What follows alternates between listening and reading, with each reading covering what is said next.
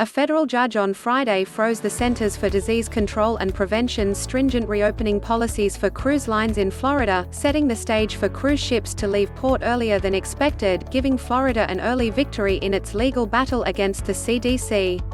Florida Governor Ron DeSantis hailed Merryday's decision. "Today, we are securing this victory for Florida families, for the cruise industry, and for every state that wants to preserve its rights in the face of unprecedented federal overreach," he said in a statement. The CDC can propose a narrower injunction within the next 2 weeks, Merryday ruled.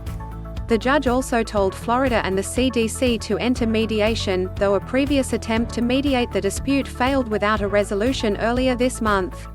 With their crowded living arrangements and communal activities, cruise ships were the scene of a number of prominent outbreaks at the start of the COVID-19 pandemic, with more than 700 passengers and crew contracting the coronavirus on the Japan-based Diamond Princess in January 2020.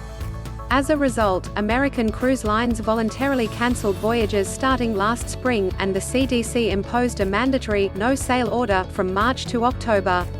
The CDC now has a phased reopening plan for the cruise industry. Companies are required to set up onboard testing labs for crew, certify their ships with the CDC, and hold simulated cruises before resuming their normal operations, and tight social distancing rules will remain in place unless 95% of crew and passengers are fully vaccinated.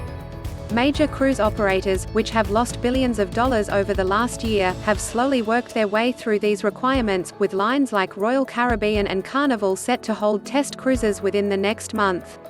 Even as the number of new COVID-19 cases falls and vaccination rates soar, U.S. cruise operators are still struggling with outbreaks as they try to reopen. Royal Caribbean celebrity Millennium set sail from St. Maarten earlier this month, the first cruise ship to depart from a North American port in more than a year, but 2 passengers tested positive for COVID-19.